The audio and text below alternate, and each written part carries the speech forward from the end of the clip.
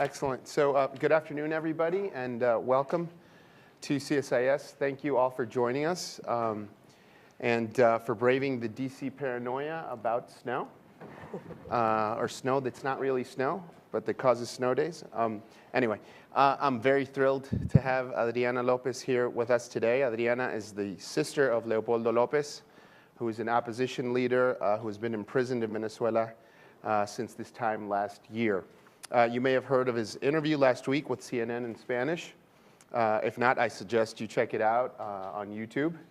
I met Adriana through my friend Tom Caracas, who has known Leopoldo since they were both students at Kenyon College, and we're sort of doing this with Kenyon, so we're really appreciative of Kenyon's choosing us to do this as well. But before I turn it to Adriana, I just want to provide a little context for today's event. At this point, Venezuela is mired in social, economic, and political crisis. The crisis has been building for some time, but particularly since last year when protests spread across the country, reflecting popular dissatisfaction with the declining economy and Venezuela's increasingly repressive government. Dozens died during last year's protest, and earlier this week, we saw the first casualty of this year's protests, a 14-year-old student, a 14-year-old boy, shot by the police in an anti-government demonstration. Last week, Venezuelan intelligence agents arrested Caracas mayor and opposition leader Antonio Ledesma, alleging that he was plotting with the United States to overthrow Maduro's government. In this context, the protests have resurged. With inflation over 60%, scarcity at 80%, Maduro's approval rating is under 1/4. And Venezuelans are unhappy, and they're demanding change. The environment in the country is nothing short of toxic, and it is with all of this in mind that I'm happy that we have Adriana with us today to give us a sense of the situation. Her brother faces in prison. She'll probably provide her insights into the political dissatisfaction that's so widespread in Venezuela at the moment. Also, joining us is Jared Gensler, the international lawyer representing Leopoldo Lopez, who will participate in today's discussion as well, and I thank you for being with us today. Before we start, I want to remind you all that we're on the record this afternoon and that we're webcasting this event live to our online audience. Other media outlets have joined us as well. After Adriana speaks, and I think we'll get Jared involved as well, we'll have a Q&A. And this is a topic that's near and dear to a lot of folks here. So when you do have an opportunity to ask a question, try to be as brief as you can so we can get as many as we can. With that in mind, I'm going to pass it over to you, Adriana, and we'll start from there. So thank you. Thank you, Carl. Sure. And thank you, everybody, for being here. I'm Leopoldo's youngest sister by 6 years, but we are actually very close. We're very similar in different ways, and I think of Leopoldo as a mentor, and I really admire him. One thing I tell people right off the bat is that everything that Leopoldo has done and did particularly last year and how events unfolded is absolutely coherent with the way that Leopoldo is. Leopoldo is a man of very deep convictions, and he's a man that is very clear in his positions. He does not define himself in the gray areas. And actions like what he did last February 18th demonstrate that he fights for what he believes and he doesn't waver. And I think that if anything has happened this year is just reaffirm to us as a family and to himself that that's the person that he is, and that's the right person to be. I saw him recently, 3 weeks ago, actually 3 days before he had his last requisa, when they came into his cell and took him away and put him in solitary confinement. And I had not seen him since he had been in jail. And the first thing he said, Adri, I'm doing well. I've been preparing myself for this for a long time. And what he meant by that is that he has been persecuted by the Chavez government earlier and now by Maduro's. So he's had the chance to think that this was a possibility. And he has internalized what that meant.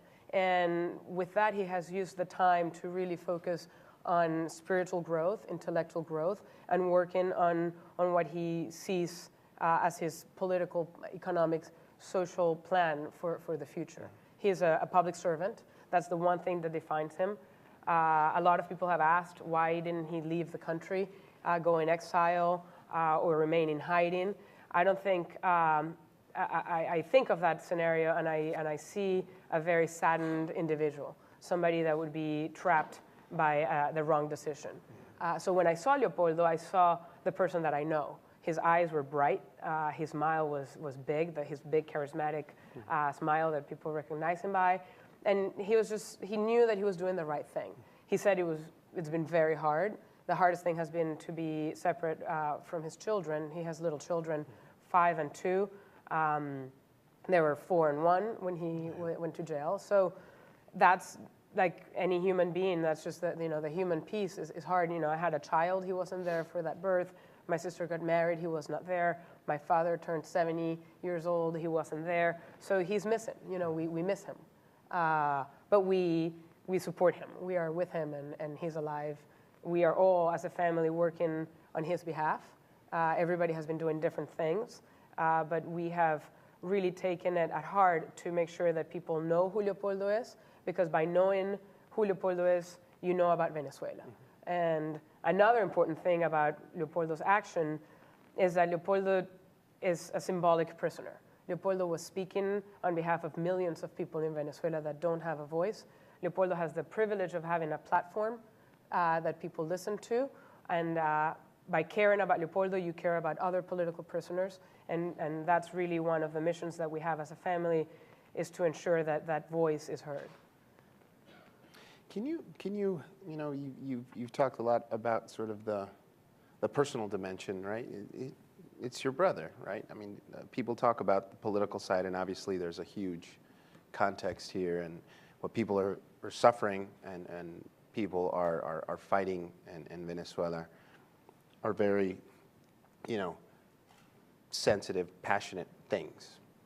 Can you talk a little bit about your brother's condition? How have they treated him? You talked about his psychological condition a little bit. How is his health in general? I saw Leopoldo well. He's very thin, but he's very strong. Now, fortunately, he has not been tortured like other people in Venezuela have, that we don't know who or how or what has happened. We know that people are being tortured. Leopoldo's been tortured in a different way. He is getting a lot of psychological torture, so to speak, when they punish him without reasons. His children show up to see him, and they say, you can't come in, he's punished. Why? Well, he's just punished. So, 2 weeks go by, and he can't see his family. The first 6 months of his imprisonment, he was not able to leave his cell. They took him out in the mornings at 6 in the morning for 1 hour, and that's all the daylight he got. And he had no interactions with any of the inmates or any other people other than his direct family. They have done things, you might have read about this, where they punished him by throwing excrement and urine into his cell and cutting the water and electricity so that he couldn't clean up. So those are the type of tortures that they do to him. When I went to visit him, I was not allowed to see him 3 times. It was just in the last bit that I was able to see him. Just little things that they do because they knew that he really wanted to see me. So that was upsetting. But they have really punished him a lot. Right now he's in solitary confinement again in a 2x2 cell. And it is detrimental to his health because he cannot see the daylight for days in a row. And a lot of folks that cover Venezuela are very familiar with the story, but there's a lot of people that don't know very much about him, don't know why he's in jail, and there's a lot of folks who also wonder, what does the government fear about Leopoldo? I mean, why is he such a threat? Well, I'll answer the last question first. I think the government fears a person that has no fear. Leopoldo is absolutely fearless, and if anybody doubts that, then they haven't been paying attention. And I think it comes back to what I said. He has a very deep conviction of what is right, and by having such clarity, he is not afraid to confront the government and call out what's wrong. So why is he in prison? Is because he was, in his discourse and his actions, calling the government out on the things that are bad with the system. From an economic and a social standpoint, and the details are known to everybody, he was supporting student protests on February 12th, and he was calling for nonviolent, peaceful protests. And when it was over, he told people to peacefully leave the stage, so to speak. And then, they set him up, and they're trying him for inciting violence through his discourse. That's what supposedly he's being tried for. Mm-hmm. And things have gotten pretty rough in Venezuela, and things are pretty violent. Do you think that Leopoldo faces bigger risks when he's out of jail? I mean, how do you see that? It's interesting to if we go back to the week when Leopoldo was in hiding. Leopoldo, this is an interesting detail. So the protest that I was talking about on February 12th, he leaves the place of the protest at around 2 in the afternoon. The deaths happened between 2 and 3 in the afternoon. And at 9 p.m., the government had issued a warrant for his arrest, blaming him for these deaths. There was definitely not enough time to pull all the evidence that would point to Leopoldo as the actor, intellectual material of this event. So this was obviously a frame. So he goes into hiding after a press conference, and in those days, there was a lot of talk, what to do, what the options were. In one of those nights, the government visited my family. It was very late at night. My sister-in-law and the children were staying with my parents. They knock on the door. My father says, "Who is it?" And a voice says, "We're looking for Leopoldo Lopez." And my father says, "Well, I'm here." And he opens the door and sees men in masks with long arms, immediately closes the door. And they say, "No, we are looking for Leopoldo Lopez." And he says, "No, I'm here." "No, we're looking for the other Leopoldo Lopez." And my father says, "Okay, well, wait." And he makes sure that the other, mind you, this is a man who's about to be 70 years old. My mother is 68, my sister-in-law, and 2 children. That's it. There's nobody else at home. So he says, just go in the living room, and he lets the people in. They did not have a warrant for search, a search warrant. My father asked them to please take the masks off because it was extremely scary. And there was a moment when the president of the National Assembly met with my family, and one of the things that he was trying to tell my parents was that the government feared that Leopoldo was going to be assassinated, that there was a plot for his murder, and that they wanted to protect Leopoldo, and that for that reason they really encouraged him to leave the country or do not come out publicly. Now, who was plotting that? What evidence they had for that is unknown. And I'm just telling you this story as an inkling to tell you that anything can happen to Leopoldo when he steps out. Anybody can be plotting an assassination. Now, again, Leopoldo is fearless, and I know that the day that Leopoldo comes out, he's going to go from one end of the country to the other, and he's going to walk, and millions of people are going to go behind him, and that's going to be his protection. I want to bring you in the conversation a little bit. What are your reactions to this? And you've seen lots of similar situations to these. You've worked on a lot of cases that are similar to this. What do you think about all this? So I'm an international human rights lawyer. My specialty is freeing prisoners of conscience around the world. And Leopoldo Lopez is a classic prisoner of conscience. And his case has become world-renowned because of how outrageous it is what the government is doing to him. He's been charged with 4 crimes based on what happened on the events of the February 12th, even though he wasn't actually physically present when security officials opened fire on a crowd and killed 3 people. He's been charged with incitement to commit violence, conspiracy to commit violence, arson, and property damage. And literally, actually, in the last 24 hours, I have some breaking news to announce, which is that the government's case has officially now fallen apart. The claim in the indictment, amazingly, was that even though they recognize that he's advocated nonviolence, even though he's called for change within the framework of the Constitution, even though he wants everything to be peaceful, the claim was that, and even though he wasn't physically present at the events when the people were killed, and the security, it was security officials of the government that opened fire, not protesters opening fire, that he used subliminal messages to incite people to violence. This was the claim in the indictment. And they had a section of the indictment that goes on for several pages explaining how Leopoldo has a style of rhetoric that makes people very angry at the government, and that they don't realize it, but it makes them so angry that they decide to go commit violence. Literally, yesterday, the trial has been ongoing at a pretty slow pace. There was a 12-hour sitting of the trial that went till about 2 in the morning, actually this morning. And the primary witness for that 12 hours was this expert, who's a university professor, expert in linguistics, and was the witness that was in the indictment.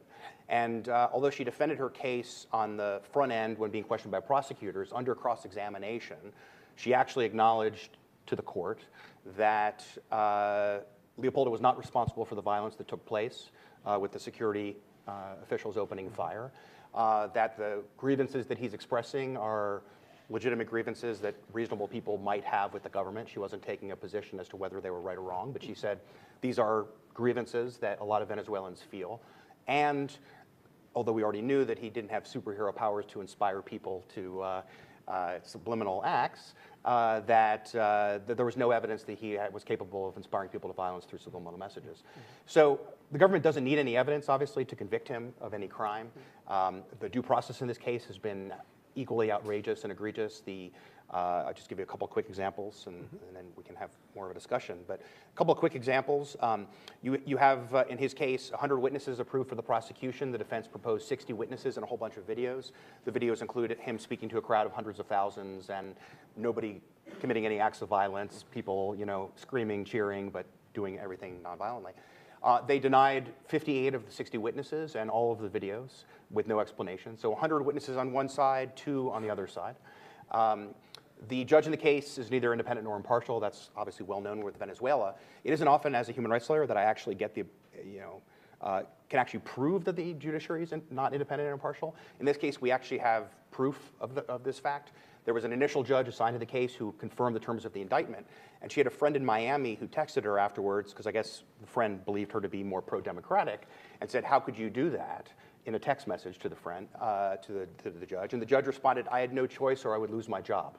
And that probably now former friend went to the media with that text message. The media proved that it was the judge's phone, and shockingly, the judge is now no longer on the case, and in fact, she's now in exile.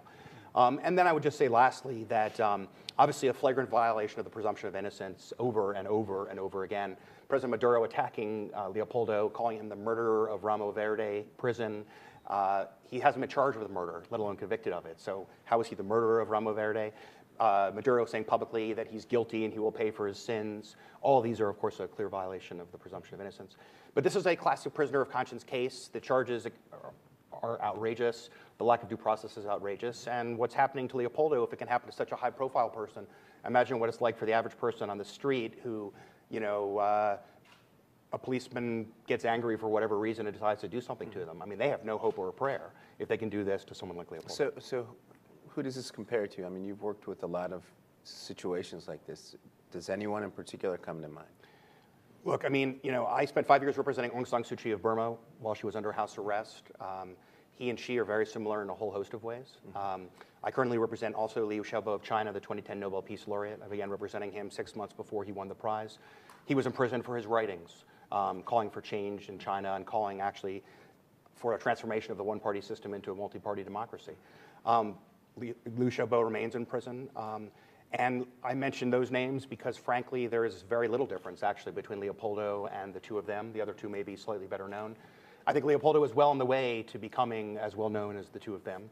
And it's because of what he stands for. And I think if you read his speeches and you see how extraordinarily impressive he is, you see how fearless he is and the courage with which he's faced down the Maduro government, there are so few people in the world today that are inspirational figures.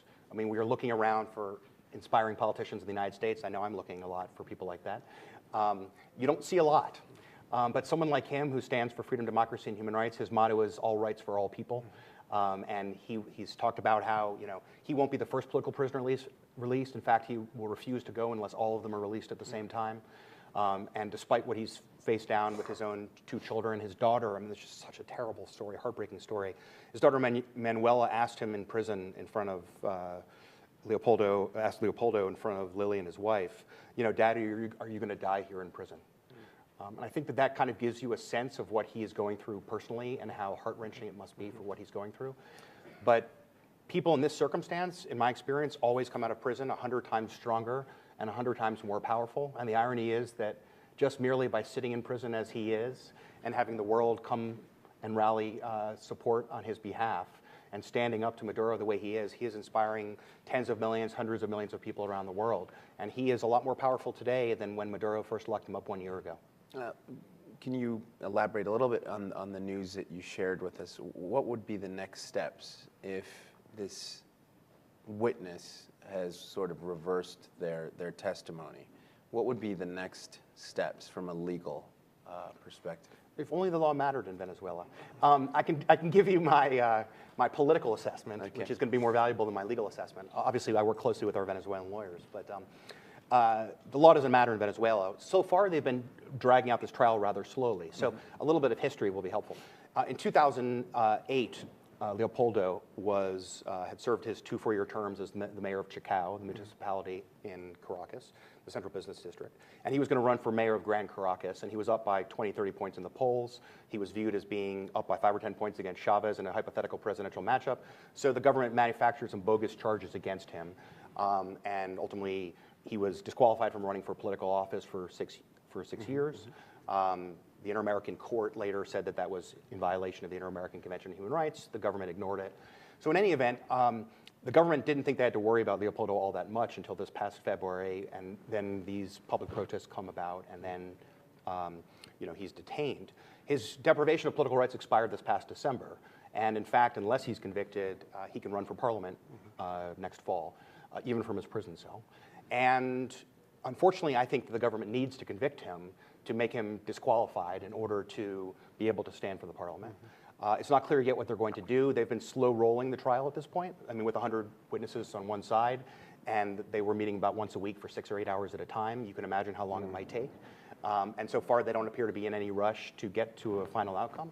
But on the other hand, judges in Venezuela have absolute discretion, and tomorrow the judge could say, I've heard enough. We don't need any more witnesses. We're done. I'm going to issue a judgment. So the short answer is I have no idea what's going to happen. Clearly, this is damaging to the government, but the government obviously so far doesn't care all that much about how they're being viewed. If they charge him with crimes of using subliminal messages to incite people to violence, I don't know who they think believes that. I can't even imagine that Maduro himself believes that that's actually possible. But in any event, we're going to have to see how that plays out ultimately. I think what we're seeing swirling around in the background, as you alluded to in your very strong opening, is a rapid downward spiral of the economic and political system in Venezuela, and Maduro being under immense pressure. Venezuela owes $45 billion to China. He recently went on a tour around the world to China, to other lenders to try to drum up more money and support. The price of oil has dropped, 2/3 in the last year alone, which has been devastating for. Despite having the largest oil reserves in the world, it's been devastating for the Venezuelan economy. And you see stories every day about how extraordinarily the bolivar has been devalued. So the question for Maduro is how long can he hold on under these circumstances? And, I will say that as a human rights lawyer who's gone up against many authoritarian governments, that, Maduro has been quite helpful to our cause by the way that he's reacted in a whole host of ways to Leopoldo's imprisonment and to repressing human rights in Venezuela. We'll continue to rely on his assistance to help get Leopoldo out of prison because he's not doing himself any favors here. And the question is, will he be prepared to walk back from this, or is he going to go down with the ship? I mean, I think that, at the end of the day, if I were somebody advising Maduro, I tell him that the dumbest thing that you did is lock Leopoldo Lopez up, and the smartest thing that you can do is let him and all the other political prisoners out of jail. And yes, of course, Leopoldo will march and travel the country, but at the end of the day, Maduro has some very large problems other than Leopoldo Lopez, and he's not addressing them. And I think that that's ultimately why Leopoldo is so much more powerful today than he has been in the past, because the fundamental problems of insecurity, one person gunned down every 20 minutes, 25,000 people last year, all the economic statistics you were talking about, the people of Venezuela are deeply unhappy, and it's not that Leopoldo Lopez is going to make them happy. It's that Leopoldo wants to directly address the fundamental challenges facing the country, and Maduro does not. And by definition, that's going to make Leopoldo very, very popular. Okay. Yep. And he's only become more popular since he was detained. So the last time you spoke with your brother was when? 3 weeks ago. 3 weeks ago. And the conditions he's in right now, describe him a little bit. And how long will he be in these conditions? Because what we know is that basically he's being punished right now for having given the interview that he did, and the interview that's the CNN interview that I alluded to in the opening. He's in worse conditions than the ones that he was in the outset. How long is he going to be in those My understanding is that he's not going back to his original cell. My Okay. understanding is that that cell was, they went in and they spent 7 hours destroying all of his personal belongings, which personal belongings in a prison cell amount to books, writings, photographs, and drawings or paintings. I mean, which is, it's very sad. Apparently the colonel himself was ripping apart photos of his family in front of Leopoldo, just those type of episodes. I think my understanding, nobody from my family has seen Leopoldo in this new cell, only his lawyer, Juan Carlos Gutierrez, and it's a small cell, and Daniel Ceballos was also taken away from his cell and put in a smaller cell as well. I believe that the punishment, solitary confinement punishment, is going to be lifted this weekend. Okay. They have returned some of his books to him, but I think that he's permanently moved to this smaller cell.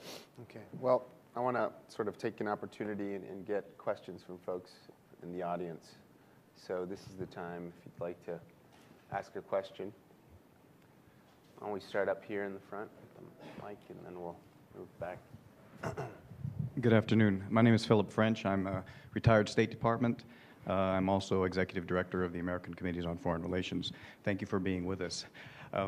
All sorts of questions pop up, when Carl mentions all these statistics. One has to wonder, I don't wonder, that Maduro's numbers are down to 25%. I wonder, how are they as high as 25% given the situation? And so my question is, there's supposedly a rift between the Capriles Redonci camp and the Lopez Corina Machado camp. And is that part of the reason why, despite things being so bad, there doesn't seem to be a groundswell of support for the opposition, and there seems to be a certain sense of resignation to what's happening in Venezuela? Thank you. Politics is a very complicated field, and it's not my field of expertise, it's my brother's. It's the opposition in Venezuela has gone through some very dramatic changes over the last year, as it is obvious with everything that has happened. I do believe that there are people that are more convinced, and actually the statistics say it's the highest number, it's 80% of the people believe that things need to change. Now, whether they are going for one candidate or another, or one political party or another, it's unclear. I think that the people that are in certain positions are trying as hard as they can to keep those posts so that they can confront the government. But the government arbitrarily is taking mayors out of their positions. This morning, the alcaldesa de Apure from Voluntad Popular was taken arbitrarily out of her post. Antonio Ledesma, the mayor of Caracas, was taken out of his post arbitrarily. And it is very hard for the people to support the whichever opposition is in power right now, because the government is really circling and asphyxiating what little positions they have. I do believe deeply that things are changing in such a way that there will be a consolidation and a coherent plan that will come out. But I do think that the problems right now are beyond politics, because it's an insecurity issue, it's an economic issue. Those things are what's really plaguing the country right now, and people want answers they want changes for that, not so much a political rally. It's not what they're looking for. I think we're going to go over here, and then we'll come back over here. We can get a microphone, please.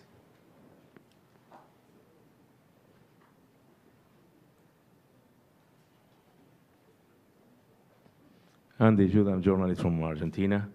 The last question to the State Department about Venezuela, I did it personally 3 days ago. related to the situation of Venezuela, what's going on, the point of view from the State Department. I was in the briefing 3 days ago, and I was asking them what are their views, what they think is going on, and if they're only going to do statements. And when I finished the briefing, one of the journalists told me, I don't know if the US really is doing much more in Venezuela than only sending statements. Maybe they don't care as much as before. So my point of view is, what do you expect from the US? Are you feeling that the Obama administration is really engaged in the situation of Venezuela, or this is another case and they are waiting for a change, or maybe here for another government to take this on? What do you think? What's your real sensation of what is going on from Washington to Venezuela? So early on, Washington has shown support by voicing their concern.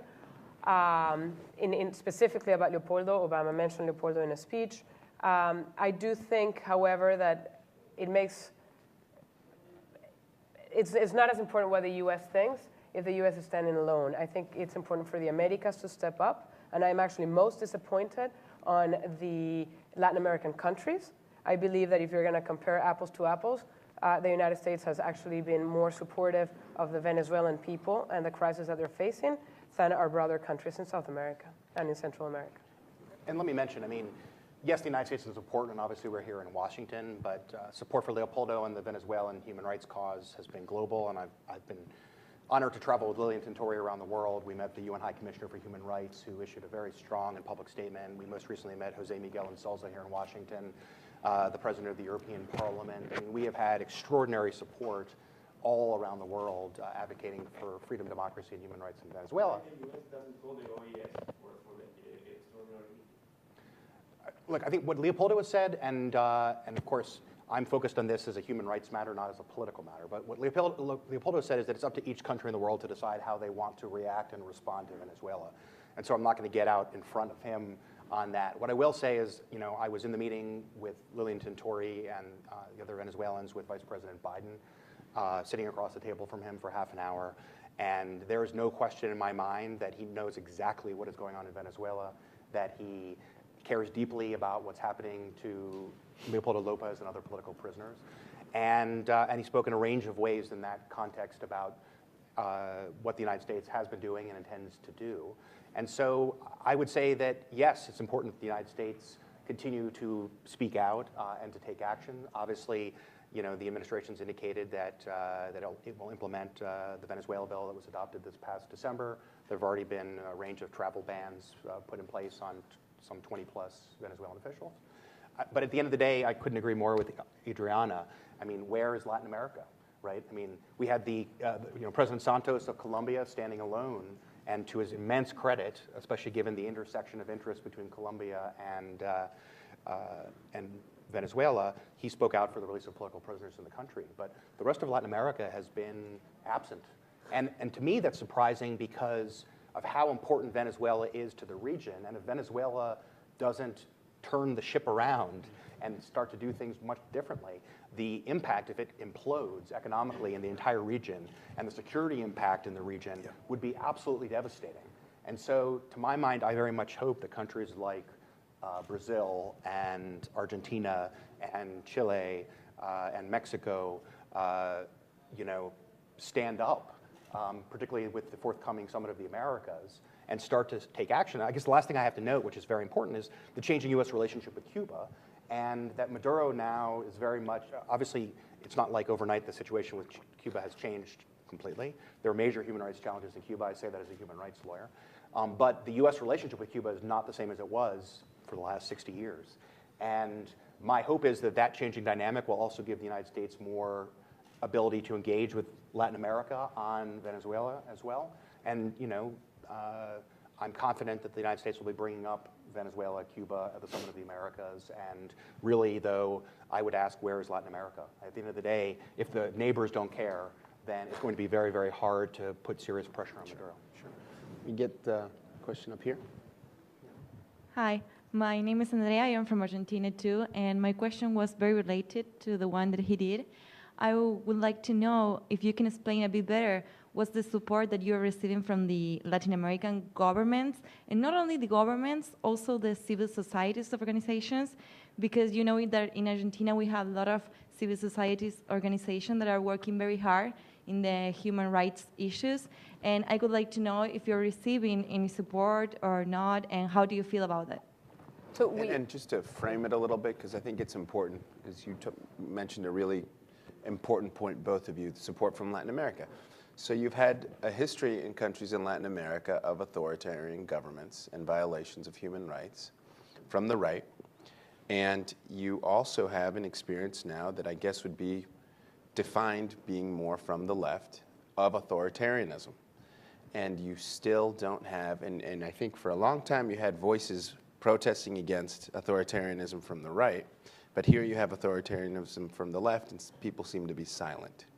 And that's something that I think is a contradiction with regards to just challenges in general that the region has faced. And I join in what you're saying. I think that it's a bit strange, to say it nicely. And I want to pursue this a little bit more with the mechanisms that you would have within the OAS to deal with human rights violations, the international criminal, all the relevant branches of multilateral government. Is there any way of dealing with this within that framework, not just with what you're doing in Venezuela? Sure. And then I'll let you answer the question. So I mean, let me say two things. One is I didn't mean at all to exclude Dilma Rousseff and Brazil, Right.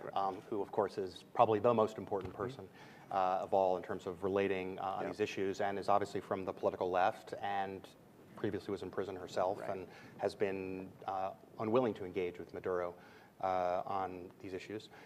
Look, I mean, I think the OAS is complicated, we all know. I think the Summit of the Americas will be a very interesting time. I think that the fact that the Secretary General of the OAS has been willing now to be outspoken about Venezuela, whereas in the past he has not, demonstrates, I think, a change in some attitudes, which I think is very, very valuable. You know, there's been motions recently to put Venezuela on the table within the OAS context and to have, you know, direct discussions there. I suspect when all the presidents sit down together in the room in the Summit of the Americas, we're going to see direct, you know, questions being asked on what's happening in Venezuela. So there are definitely mechanisms within the OAS. That said, we also know the OAS is deeply divided, and when Maria Corina Machado was looking to speak to the OAS, you know, you had a majority voting to keep the room closed and then denying her the ability to speak. And I think at the end of the day, that speaks volumes about where Latin America is. But it's interesting, we've had a lot of discussions, we've traveled the world, we've met privately with a lot of Latin American diplomats, and they speak about non-interference. And, you know, when you're talking to governments that have come from authoritarian contexts, we have directly raised with them, well, that's okay, that's interesting that you're talking about non-interference, and I understand that given the history of Latin America and interference, shall we say, from outside the region, you are very sensitive to that, but is that what you were calling for when you were living under authoritarian government? Did you want non-interference? Did you want the world to be silent? Did you not want people to speak up for human rights and democracy? And by the way, it turns out, of course, as we all know, that Venezuela sheltered many, many people who were fleeing Pinochet in Chile or, you know, various Latin American dictatorships. Where are you supporting the people of Venezuela, not the government, but the people of Venezuela who were there when you were living under a dictatorship yourself? And unfortunately, we haven't gotten any good answers to those questions, except that, you know, we hear what you're saying, and thank you for sharing. And, you know, it's, I think that this hopefully will be the drumbeat in the run-up to the Summit of the Americas, which is the OAS going to stand silent, or is it going to be counted in this situation? Because again, to me, it isn't just about Leopoldo and the political prisoners and human rights, although to me, that's a central issue. But it's also about what is the effect of Venezuela's collapse going to have on the region, and why aren't countries in Latin America more worried about that? And so that, to me, is a critical question. So to your points, I have 2 points. One is, and to answer you directly, we have not received, Venezuela has not really received support from sitting governors, but there has been an outpour of support for Leopoldo specifically, as well as for the human rights violations in Venezuela from numerous organizations all over the continent. I don't know, the name escapes me, but there's a Commission of Human Rights, or there's a congregation of human rights groups, and every one of those organizations has pronounced itself in support of Venezuela, asking for Leopoldo's liberation. Ex-presidents have shown support for Leopoldo and for political prisoners. In fact, some of them tried to visit and were not allowed to visit Leopoldo. I think the issue is, you were asking about the Obama administration, so we're talking about sitting governments and what are those sitting politicians doing or not doing. The people that have less at stake, so to speak, because they're not sitting on the top of the pinnacle, have been very outspoken. The other point about right or left, if you care to know, we've had support from Internacional Socialista, which is left, for Leopoldo and for Voluntad Popular and for political prisoners in Venezuela. We've had support from Piñera, who is from the right in Chile. So I don't think that this is a right or left issue. When you're talking about human rights violations, it cannot be divided in a left or a right. And in Venezuela right now, the problem is a deep violation of human rights. Okay. Let me go all the way in the back.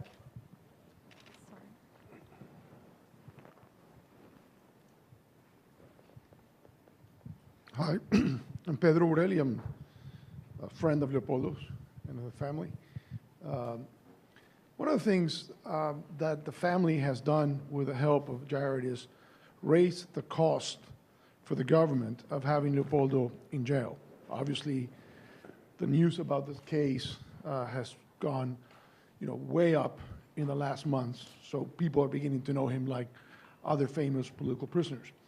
The problem, and what I wanted to ask Jared from your perspective and your experience is, as the cost of keeping him goes up, the cost of releasing him also goes up. Leopoldo has become the symbol of a lot in Venezuela.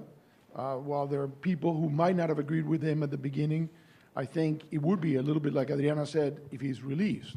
The government knows that. So if the government was fearful of him in 2004, and in 2005, and in 2006, and onwards, they've actually built a very powerful politician who, for any of us who listened to him in CNN, he was 10 times better on CNN than a year ago. And he was good a year ago. What happens, Jared? How do we get a government who has obviously made a huge mistake, who's now realizing that its worst enemy has become a massively powerful individual? How do you get an out for a government so that we don't have to wait for the government to go away as a means of getting Leopoldo out? Is there a mechanism by which somehow this can be negotiated? Because I think this is what happens with this very powerful prisoners of conscience, that they become almost too difficult to release. Yeah. Well, and it's a great question, Pedro. I've spent 15 years of my life pondering that over and over and over again on every case that I work on. What I would say is this, that there are different people that will play different roles here. Our role on behalf of Leopoldo and the family is to use his story to tell the story of Venezuela around the world, and for the family to advocate for his freedom out of their political prisoners and for justice and accountability for perpetrators. There will be others who will be looking for easy ways out for Venezuela or face-saving ways out, and frankly, that isn't our role. At the end of the day, Maduro would never let Leopoldo out, whether he was as well known as he is now or whether he wasn't. When they put him in prison, he was already a big threat, and that's why they locked him up. And so my experience has been that the only thing that dictators understand is fear, right? That is the only emotion that drives them, is fear. And Maduro will not let him out because he wants to. He will never let him out because he wants to. He will let him out because he has to. And it will be because he is looking at two bad choices, and the least worst alternative is letting Leopoldo out.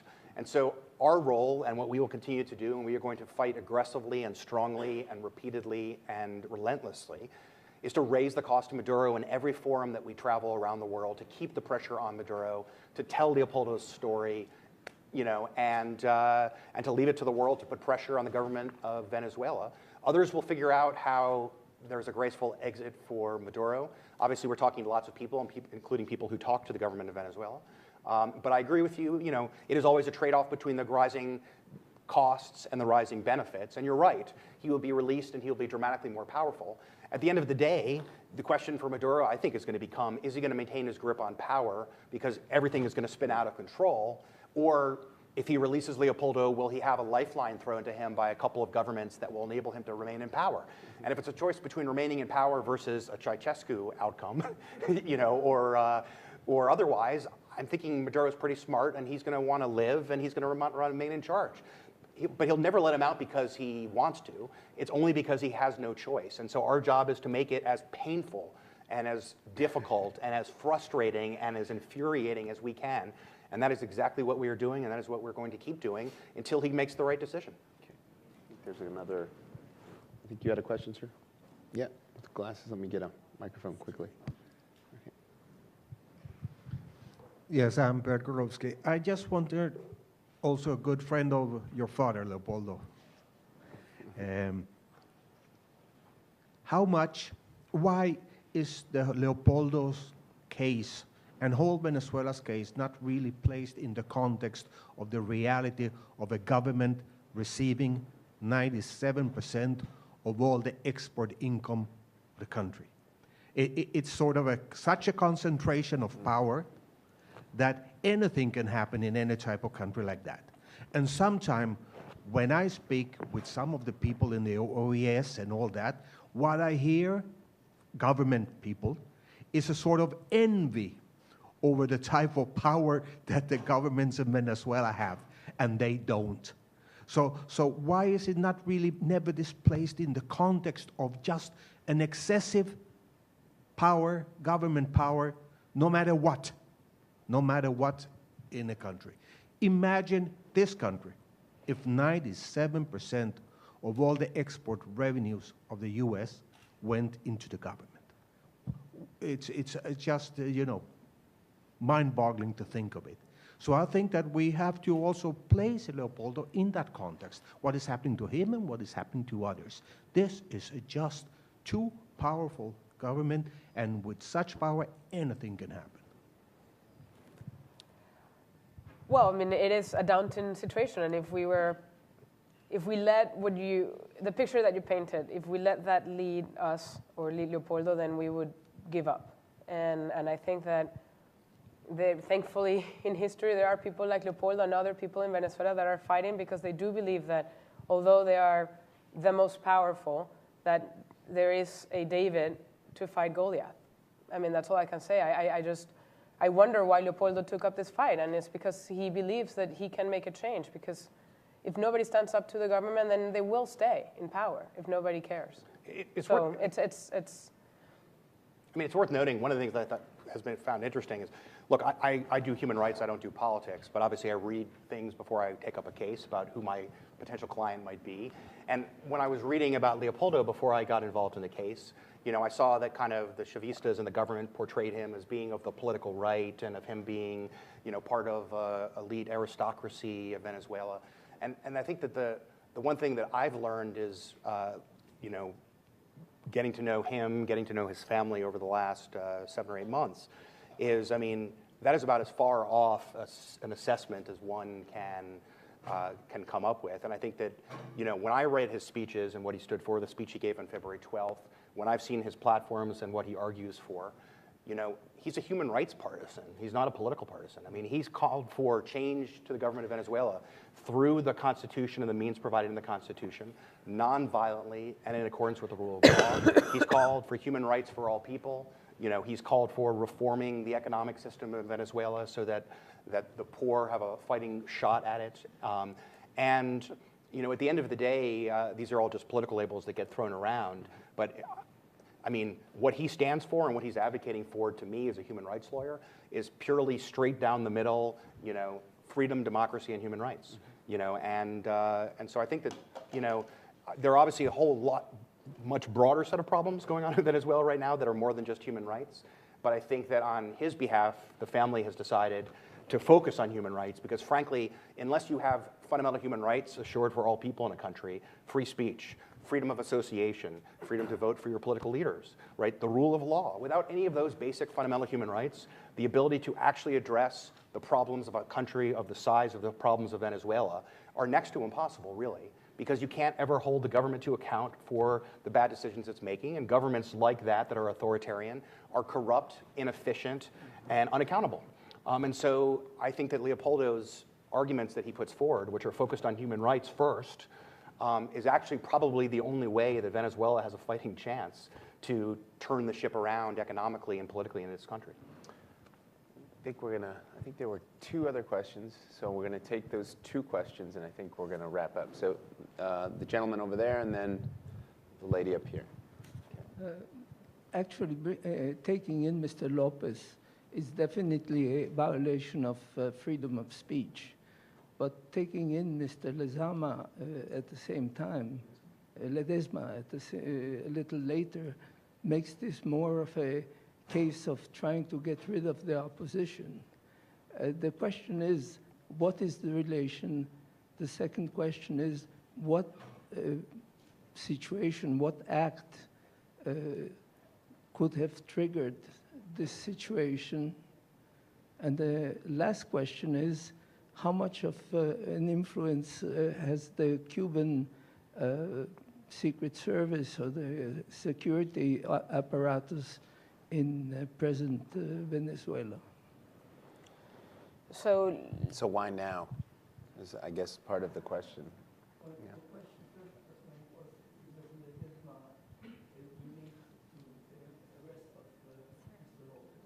So Ledesma, along with Maria Corina Machado, have accompanied and supported Leopoldo's plight.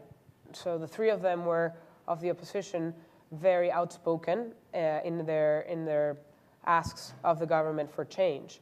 Leopoldo went first. I believe because they fear Leopoldo the most. They went after Ledesma. I don't understand why they went after Ledesma and not others all at once. If there was a conspiracy, you would assume there would be more than one person. They just took one instead of taking the whole posse and get rid of that. It's the decisions that this government makes are puzzling. And you know, if it was a smart government, it wouldn't be making these decisions. I think everybody's very puzzled as to why they literally kidnapped the mayor of Caracas, the sitting mayor of Caracas, from his office with no evidence. I can only presume that there are more coming. It's just a matter of time. They are scared of the opposition. This is a desperate government, and they're doing desperate things. Cuba has been in Venezuela for a long time, and so that's a conversation for another day. Another session, right up here. Hi, Heather Scott from Market News International. Adriana, I wanted to ask you what it is, further continuing what you were just saying a little moment ago, what is it that you would like to see happen that is most likely to trigger some kind of change? Is it an outpouring from human rights organizations, Latin American governments? Would the OAS action help? It doesn't seem that Maduro is sympathetic to any sort of outside pressure. So what do you think needs to happen that would force his hand and force him to at least sit down at the negotiating table to change these policies? Well, the Venezuelan government preceding Maduro, the Venezuelan Chavez's government, has a history of not responding to any type of international sanctions that have been bestowed upon them. In Leopoldo's case, specifically in the Human Rights Commission in Costa Rica, in the case of Judge Afuni, when she actually ruled because of the United Nations decision on arbitrary detention. In Leopoldo's case, when they ruled that Leopoldo's detention was arbitrary, they have not freed him. It is a government that does not care about international organizations, although it is in our constitution that international decisions supersede national rulings. So they are in blatant, what I'm looking for? Disregard of the Constitution of Venezuela and all the international treaties that we are in. So what can we hope? We can hope for pressure. Now, realistically, what's going to turn the government around? I think the only thing is that the world comes to a consensus that stops buying oil from Venezuela. You have to cut the cash. It's the only thing, because any type of legal pressure that has been put upon the government, they seem to disregard it. Now, do we need to keep the pressure on? Absolutely. The more eyes and awareness that there is about the Venezuelan political prisoners, including Leopoldo, the safer they can be. Leopoldo, they have threatened to move Leopoldo twice already to some very dangerous prisons in Venezuela, and they have not. And I believe that in large part they haven't done that because there has been so much international awareness about every movement about Leopoldo. So what I ask of the international community is to maintain the pressure and maintain the awareness on Venezuela, because if we let loose, then they're going to get away with murder. Well, those are individual sanctions, and that's something that each government decides what to do. But I do think that there need to be more than just pronouncements. There need to be some specific actions that hurt individuals in power.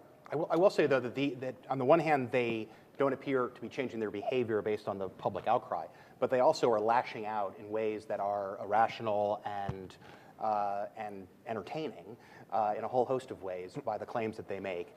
And that actually helps us a lot. I mean, I've gone up against authoritarian governments that are as nasty as they get.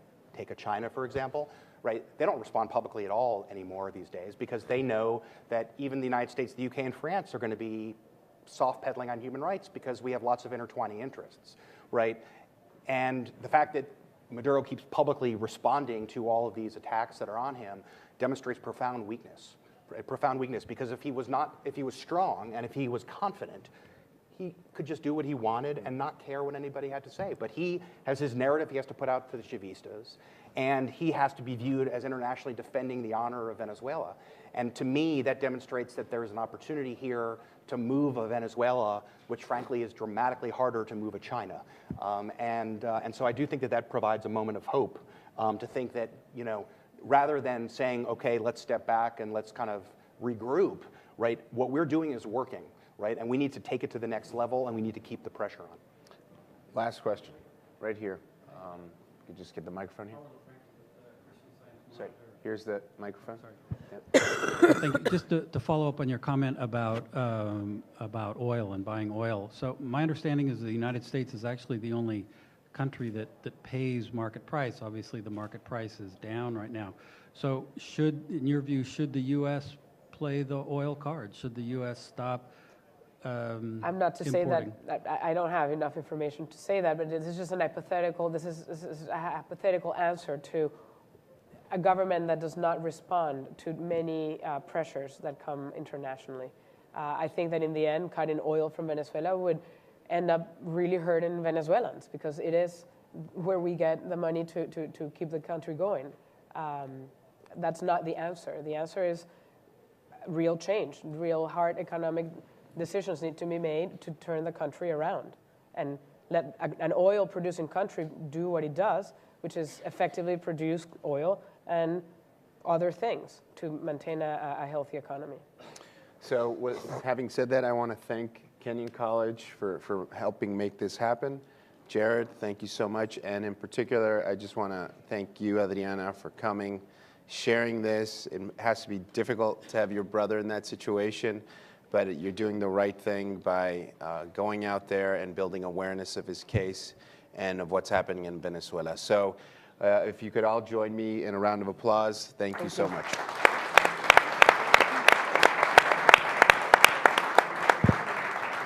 Gracias. A lot of people have asked, why didn't he leave the country, go in exile, or remain in hiding?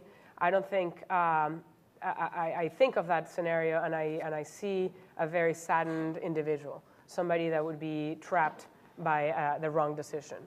So when I saw Leopoldo, I saw the person that I know. His eyes were bright, his smile was big, his big charismatic smile that people recognize him by. And he knew that he was doing the right thing. He said it's been very hard. The hardest thing has been to be separate from his children. He has little children, 5 and 2. They were 4 and 1 when he went to jail. So that's like any human being. That's just that, the human piece is hard. I had a child. He wasn't there for that birth. My sister got married. He was not there. My father turned 70 years old. He wasn't there. So he's missing. We miss him. But we support him. We are with him, and he's alive. We are all, as a family, working on his behalf. Everybody has been doing different things, but we have really taken it at heart to make sure that people know who Leopoldo is, because by knowing who Leopoldo is, you know about Venezuela. And another important thing about Leopoldo's action is that Leopoldo is a symbolic prisoner. Leopoldo was speaking on behalf of millions of people in Venezuela that don't have a voice. Leopoldo has the privilege of having a platform that people listen to, and by caring about Leopoldo, you care about other political prisoners, and that's really one of the missions that we have as a family, is to ensure that that voice is heard. In this context, the protests have resurged. With inflation over 60%, scarcity at 80%. Maduro's approval rating is under 1/4. And Venezuelans are unhappy, and they're demanding change. The environment in the country is nothing short of toxic, and it is with all of this in mind that I'm happy that we have Adriana with us today to give us a sense of the situation. Her brother faces in prison. She'll probably provide her insights into the political dissatisfaction that's so widespread in Venezuela at the moment. Also joining us is Jared Gensler, the international lawyer representing Leopoldo Lopez, who will participate in today's discussion as well, and I thank you for being with us today. Before we start, I want to remind you all that we're on the record this afternoon and that we're webcasting this event live to our online audience. Other media outlets have joined us as well. After Adriana speaks, and I think we'll get Jared involved as well, we'll have a Q&A. And this is a topic that's near and dear to a lot of folks here. So when you do have an opportunity to ask a question, try to be as brief as you can so we can get as many as we can. With that in mind, I'm going to pass it over to you, Adriana, and we'll start from there. So thank you. Thank you, Carl. Sure. And thank you, everybody, for being here. I'm Leopoldo's youngest sister, by 6 years, but we are actually very close. We're very similar. Excellent. So good afternoon, everybody, and welcome to CSIS. Thank you all for joining us and for braving the DC paranoia about snow, or snow that's not really snow, but that causes snow days. Anyway, I'm very thrilled to have Adriana Lopez here with us today. Adriana is the sister of Leopoldo Lopez, who is an opposition leader who has been imprisoned in Venezuela since this time last year. You may have heard of his interview last week with CNN in Spanish. If not, I suggest you check it out on YouTube. I met Adriana through my friend Tom Caracas, who has known Leopoldo since they were both students at Kenyon College, and we're sort of doing this with Kenyon, so we're really appreciative of Kenyon's choosing us to do this as well. But before I turn it to Adriana, I just want to provide a little context for today's event. At this point, Venezuela is mired in social, economic, and political crisis. The crisis has been building for some time, but particularly since last year when protests spread across the country, reflecting popular dissatisfaction with the declining economy and Venezuela's increasingly repressive government. Dozens died during last year's protests, and earlier this week, we saw the first casualty of this year's protests, a 14-year-old student, a 14-year-old boy, shot by the police in an anti-government demonstration. Last week, Venezuelan intelligence agents arrested Caracas mayor and opposition leader Antonio Ledesma, alleging that he was plotting with the United States to overthrow Maduro's government. In different ways, and I think of Leopoldo as a mentor, and I really admire him. One thing I tell people right off the bat is that everything that Leopoldo has done and did particularly last year and how events unfolded is absolutely coherent with the way that Leopoldo is. Leopoldo is a man of very deep convictions, and he's a man that is very clear in his positions. He does not define himself in the gray areas. And actions like what he did last February 18th demonstrate that he fights for what he believes and he doesn't waver. And I think that if anything has happened this year is just reaffirm to us as a family and to himself that that's the person that he is and that's the right person to be. I saw him recently 3 weeks ago, actually 3 days before he had his last at Requisa, when they came into his cell and took him away and put him in solitary confinement. And I had not seen him since he had been in jail. And the first thing he said, Adri, I'm doing well. I've been preparing myself for this for a long time. And what he meant by that is that he has been persecuted by the Chavez government earlier and now by Maduro's. So he's had the chance to think that this was a possibility. And he has internalized what that meant. And with that, he has used the time to really focus on spiritual growth, intellectual growth, and working on what he sees as his political, economic, social plan for the future. He's a public servant. That's the one thing that defines him. You've talked a lot about sort of the personal dimension, right? It's your brother, right? I mean, people talk about the political side, and obviously there's a huge context here, and what people are suffering and people are fighting in Venezuela are very, sensitive, passionate things. Can you talk a little bit about your brother's condition? How have they treated him? You talked about his psychological condition a little bit. How is his health in general? I saw Leopoldo well. He's very thin, but he's very strong. Now, fortunately, he has not been tortured like other people in Venezuela have, that we don't know who or how or what has happened. We know that people are being tortured. Leopoldo's been tortured in a different way. He is getting a lot of psychological torture, so to speak, when they punish him without reasons. His children show up to see him, and they say, you can't come in, he's punished. Why?